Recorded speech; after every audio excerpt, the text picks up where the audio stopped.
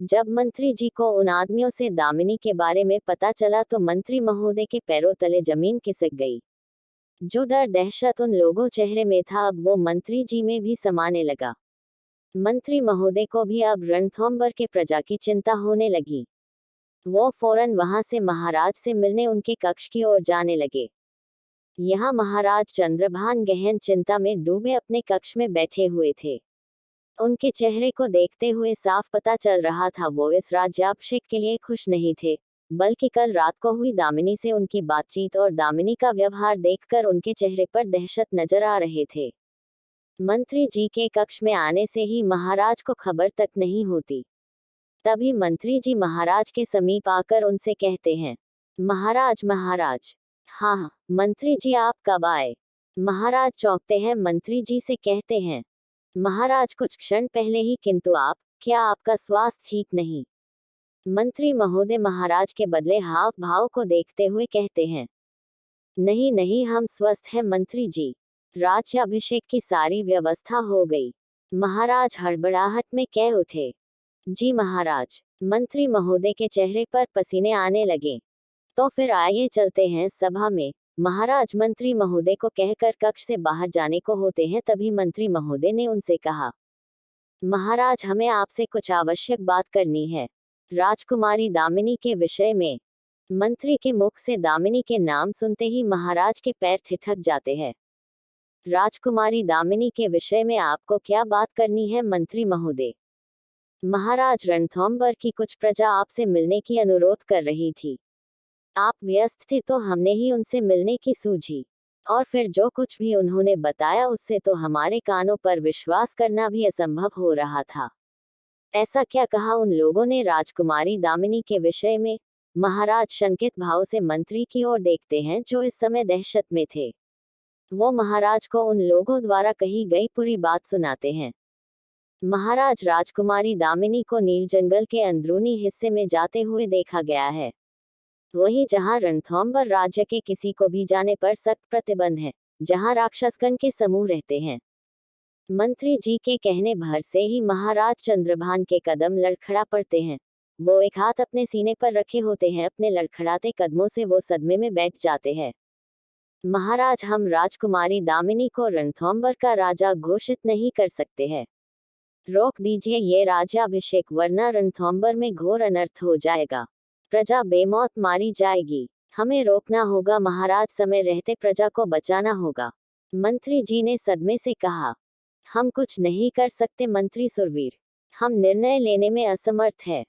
हमें राजकुमारी दामिनी का राज्याभिषेक करना ही होगा, वरना रणथंभौर में तूफान आने से कोई नहीं रोक सकता। आपको पता है न, दामिनी अब राक्षस समूह में शामिल हो चुकी है और अब वो हमारी पुत्री दामिनी नहीं रही। राजगुरु जी ने उचित ही कहा था, आने वाले समय में रणथंभौर के लिए भारी तबाही लेकर आएगी, और ये सिर्फ हमारे कारण। काश हमने समय रहते दामिनी को राजगुरु जी के आश्रम भेजा होता, काश अपनी मरी हुई अर्धांगिनी की अंतिम इच्छा पूरी की होती, काश काश। महाराज की सांसें फूलने लगी।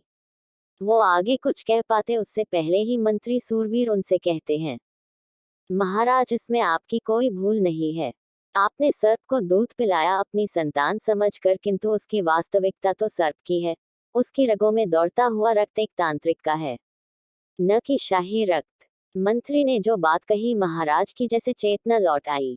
हाँ ये सच था, दामिनी महाराज चंद्रभान की पुत्री नहीं थी। उनकी रगों में शाही रक्त नहीं था। वो एक छलावा की पुत्री थी, एक तांत्रिक छलावा, जिसके छल से रानी देवयानी अपनी युवा अवस्था में प्रेम कर बैठी थी। उसी प्रेम की सजा उसे छल के रूप में राजकुमारी दामिनी उत्पन्न हुई, जो अघोरी तंत्रिक की पुत्री थी। महाराज चंद्रभान और मंत्री सूरवीर कुछ क्षण के लिए मौन रह गए। उनकी आंखों के सामने वही अतीत मंडराने लगी जो आज से 20 वर्ष पहले बीती थी। सोचते ही उनके रोंगटे खड़े हो गए। अपनी तंद्रा से बाहर आकर मंत्री सूरवीर ने महाराज से कहा, महाराज अब क्या होगा? हमें राजकुमारी दामिनी का राज्याभिषेक रोकना होगा, नहीं तो अनर्थ हो जाएगा। रणथंभौर की सारी प्रजा बेमौत मारी जाएगी। सूरवीर हम दामिनी का राज्याभिषेक नहीं रोक सकते। इस समय वो जिस रूप में है, हमें सिर्फ डर है कि दामिनी अपनी जिद के आगे किसी को भी नहीं बख्शेगी। महाराज की आंखों में घोर विवशता थी। तो क्या हम अपनी आंखों से रणथंभौर का विनाश देखते रहे महाराज? मंत्री सूरवीर महाराज से प्रश्न करते हैं।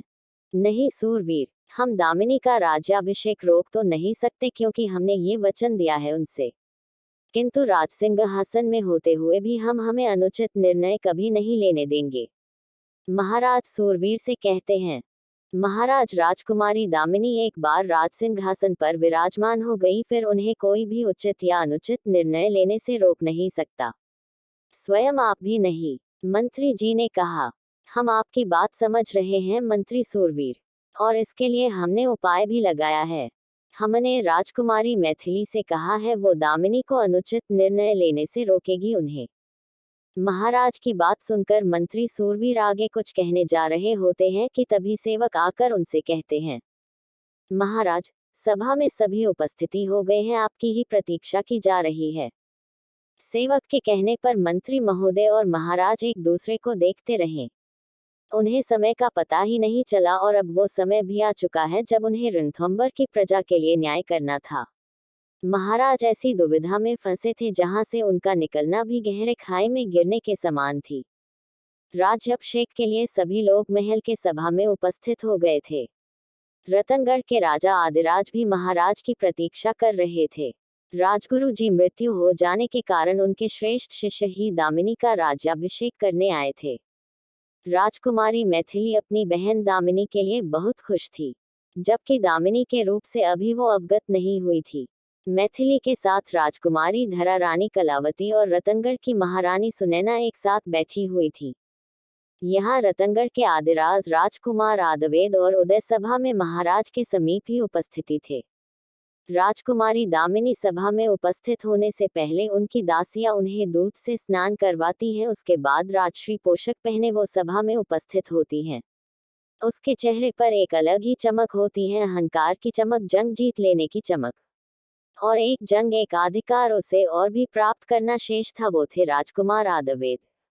दामिनी महाराज और राजगुरु जी के समक्ष होती हैं। राजगुरु जी दामिनी का तिलक करते हैं। महाराज सुनहरे सोने से थाल में राजमुकुट दामिनी के सर पर सजा देते हैं और इस प्रकार फूलों की वर्षा होती है और रणथंभौर की युवरानी दामिनी बन जाती हैं। युवरानी दामिनी की जय, युवरानी दामिनी की जय, रणथंभौर की युवरानी की जय। दरबार एक ही सुर में कहे जा रहे थे और यहाँ रणथंभौर की प्रजा के चेहरे सफेद पड़ जाते हैं। आखिर उनके महाराज उनके साथ अन्याय कैसे कर सकते थे? जिस समय दामिनी राज सिंहासन पर विराजमान हुई, अचानक से काले बादल रोशनी महल में मंडराने लगे। महल की चमक उस काले बादल ने ढक दिया। महाराज बैठे हुए ही अपनी आंखें बंद कर ली थी, लेकिन वो ये भी जानते थे महज आंखें बंद कर देने से आने वाले विनाश से वो नजरें नहीं फेर सकते थे। वो खुद को इन सब का दोषी मानते हुए हर एक क्षण पाश्चात्य की अग्नि में झुलस रहे थे। दामिनी के राज्याभिषेक हो जाने के पश्चात सभा समाप्त हो जाती है। महाराज चंद्रभान और रतनगढ़ के महाराज अधिराज राजकुमारों के विवाह की बात छेड़ देते हैं। महाराज राज्याभिषेक का कार्य तो पूर्ण हुआ, अब राजकुमारों के विवाह की तैयारियां शुरू कर देनी चाहिए। महाराज को विवाह की बात सुनते ही दामिनी का स्मरण हो आता है। वो इतनी आसानी से मैथिली का विवाह आदवेद से होने नहीं देगी। इसलिए महाराज कुछ क्षण सोचते हुए राजा आदिराज से कहते हैं, महाराज, अगर आपकी इसमें सहमति हो तो हम अभी केवल राजकुमार उदय और राजकुमारी धरा का विवाह करना चाहेंगे। किंतु महाराज, हमने तो दोनों राजकुमारों और राजकुमारियां का विवाह कराने का निर्णय लिया था और सभा में भी यही घोषणा की गई थी। महाराज आदिराज राजा चंद्रभान से कहते हैं, जी, किंतु अभी केवल राजकुमार उदय और राजकुमारी धरा का ही विवाह हो पाएगा। हम कुछ माह के पश्चात ही राजकुमारी मैथिली का विवाह शीघ्र ही आदवेद से करना चाहेंगे। अगर आपकी इसमें सहमति हो तो हम विवाह की तैयारियां शुरू कर देते हैं। आखिर शुभ काम में देरी नहीं होनी चाहिए। राजा चंद्रभान महाराज अधिराज से कहते हैं, उचित है महाराज, अगर आपकी यही इच्छा है तो हमें कोई आपत्ति नहीं। राजा अधिराज महाराज चंद्रभान की बात से सहमत होते हुए कहते हैं। महाराज चंद्रभान मैथिली और आदवेद के विवाह कुछ माह पश्चात करने की सोचते हैं। इस समय वो दामिनी को भी समझाने का प्रयास करने की सोचते हैं, लेकिन महाराज जितनी सहजता से सोच रहे हैं, दामिनी अब सहज नहीं रही। वो अपने अधिकार के लिए तो अपनी हदें लंघ ही चुकी है और अपने जिद्दी प्रेम के लिए वो सारी सीमाएं भी लंघ जाएगी।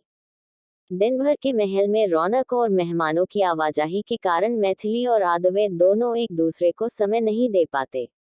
इस समय रात्रि के महल में सभी के कक्ष में चले जाने पर दोनों एक दूसरे साथ समय व्यतीत करने महल के छत पर चले आते। आज वहां चंद्रमा की रोशनी नहीं होती, इसलिए महल के कुछ कुछ दूरी पर दिए जलाए गए थे, किंतु उन रात्रि के घोर अंधेरे में भी दिए का प्रकाश कम पड़ रही थी। मैथिली उस अंधेरे में ही महल के छत पर राजकुमार आद्वैत का इंतजार कर रही होती हैं। ये राजकुमार को आने में इतनी देर क्यों हो रही है? एक तो यहाँ इतनी अंधेरा है कि हमें एक क्षण के लिए भी रुकना भय लग रहा है। कब तक आएंगे राजकुमार? मैथिली अपने दुपट्टे को हाथों से मरोड़ते हुए बार बार छत के द्वार की ओर देखती है। तभी पीछे से अंधेरे में किसी की काली परछाई दिखाई देती है।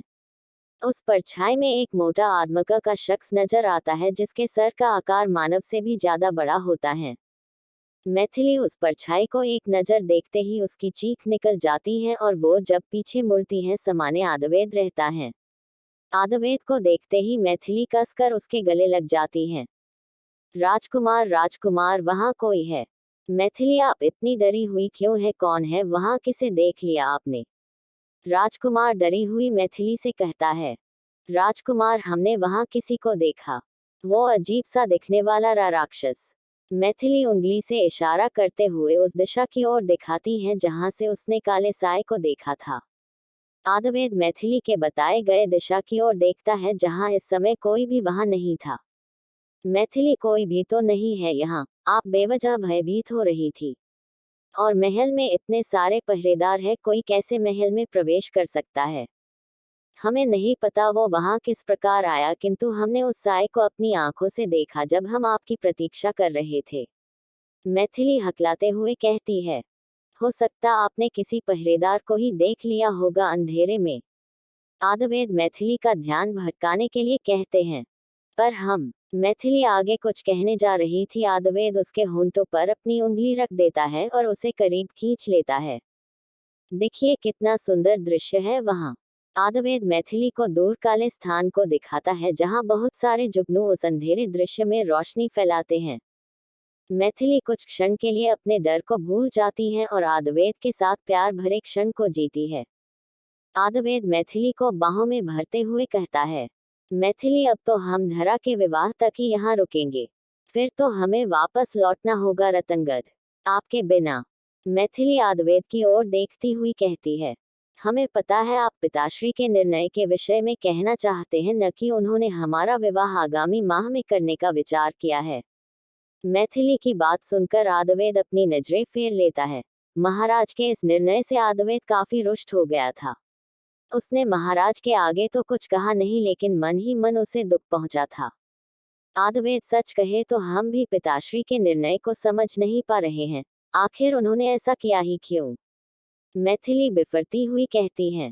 कोई बात नहीं मैथिली, महाराज ने निर्णय लिया है तो कुछ सोच समझ कर ही लिया होगा। हमें उन पर हस्तक्षेप नहीं करना चाहिए। और रही बात हम दोनों के विवाह की, वो तो हम एक दूसरे के लिए बने हैं और हमें कोई भी अलग नहीं कर सकता। कहते हुए आद्वैत मैथिली को अपनी बाहों में भींच लेता है। जिस प्यार के वादे आज वो दोनों कर रहे थे, इसी बात से बेखबर कि आज के बाद उनकी ये आखिरी मुलाकात होने जा रही थी, क्योंकि कल से रणथंभौर में शुरू होने जा रही है युवरानी दामिनी का राज और गहरे साजिशों का आगाज। कहानी जारी रहेगी। कहानी के साथ कनेक्ट रहने के लिए चैनल को सब्सक्राइब जरूर करें।